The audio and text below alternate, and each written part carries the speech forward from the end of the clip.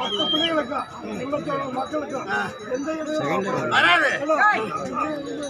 கட்டுப்பட்டு 81 மக்களையும் மற்றும் அத்தனை குடும்பத்தையும் காப்பாற்றலாம்.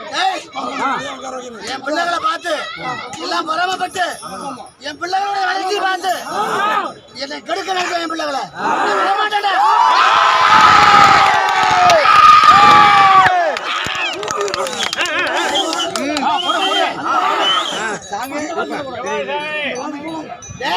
நான் சொல்றது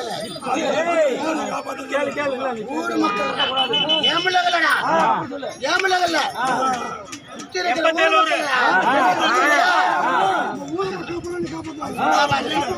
எல்லா மக்களையும் காப்பாற்றணும்.